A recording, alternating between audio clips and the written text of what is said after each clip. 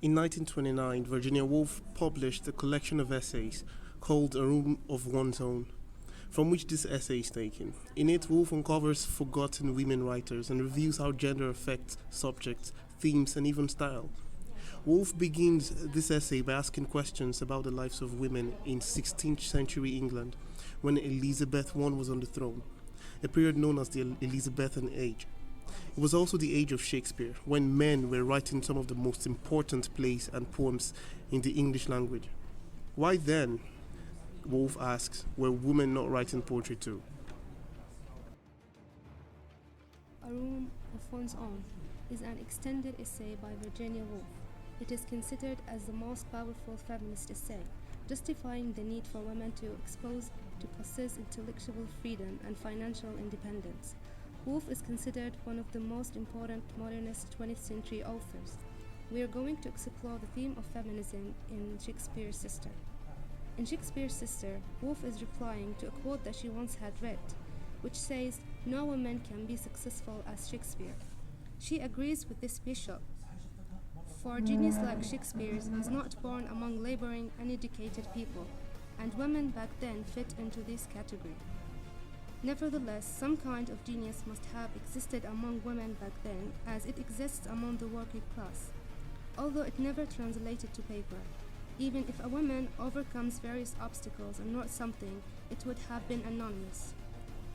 She imagines what would have happened had Shakespeare had an equally gifted sister named Judith.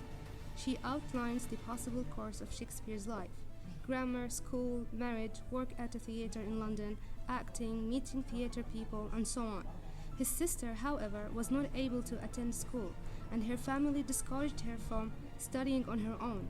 She was married against her will as a teenager and ran away to London. The men at the theatre denied her the chance to work and learn the craft. Impregnated by a theatrical man, she committed suicide. Virginia Woolf finds that creating a work of art is extraordinarily difficult. Privacy and money are scarce, and the world is generally indifferent to whether or not someone writes. For women in the past, the conditions were even harsher. The privacy of a private room or vacations was a rarity. Moreover, the world was not only indifferent to female writers, but actively opposed their creativity. Over time, the effect on a modern female writer is very detrimental.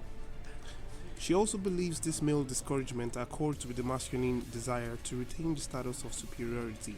Unfortunately, genius is often the most susceptible to the opinions of others. She believes the mind of the artist must be incandescent like Shakespeare's, without any obstacles. She argues that the reason we know so little about Shakespeare's mind is because his work filters out his personal grudges and spite. His absence of personal protest makes his work free and unimpeded.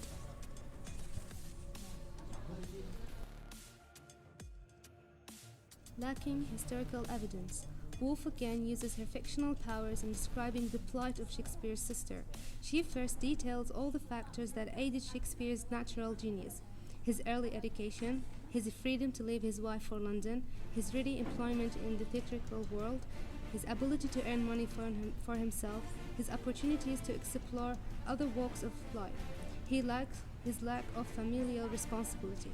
Judith, conversely, is victimized by a number of socioeconomic factors: lack of education, disencouragement from reading and writing, absence of privacy, lack of employment opportunities in the artistic world, the burden of children.